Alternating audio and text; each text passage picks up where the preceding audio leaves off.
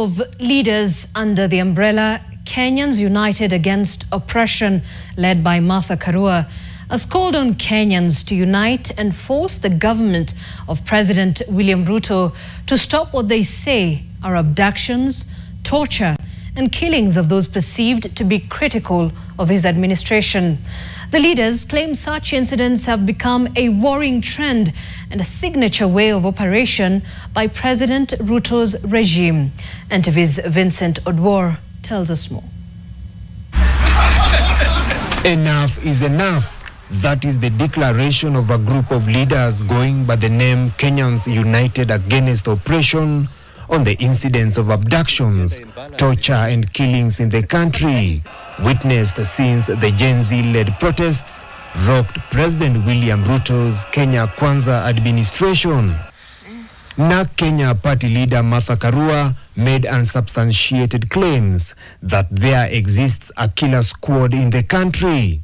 We have credible sources who have indicated that there is a special abduction/killer squad,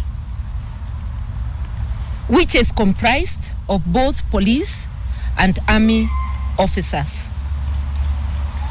And this squad, we are told reliably, is based somewhere in Karen, near the DP's residence, and another wing of it is based in Orepolos, in Kajiado.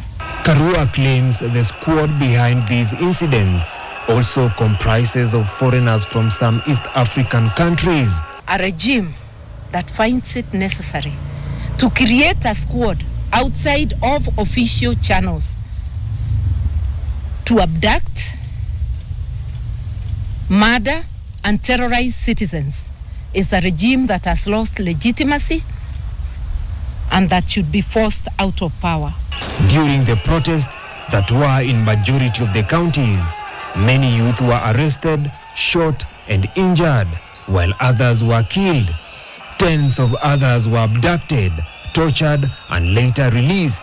However, others were found dead. The whereabouts of others still remain unknown. However, even after the end of the protests, incidents of abductions in the country have continued, even in broad daylight. The same applies for the cases of arrests whose integrity has been questioned, with the latest being of activist Boniface Mwangi, who was apprehended on Sunday morning at his home in Machakos County. We condemn in the strongest terms possible this morning's abduction of renowned human rights defender Boniface Mwangi, a man who has courageously dedicated his life to defending the rights and freedoms of all Kenyans. Other members of Kenyans United Against Oppression are former Chief Justice Willy Mutunga and Mukisa Kitui, a former Trade Minister, Kimilili MP, and the Secretary General of the United Nations Conference on Trade and Development, UNACTAD. They have called on Kenyans to unite and force President Ruto's government to stop the violation of the fundamental human rights in the country. None of us is safe.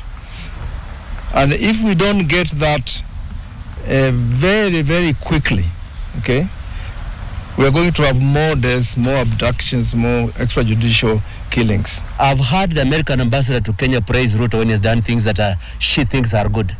We have not heard her use the same level of volume to condemn it when Ruto is draining the very foundation of his legitimacy. The human rights movement has demanded an impartial investigations into the extrajudicial abductions and killings and appropriate prosecution of those culpable. Vincent Odwor, NTV.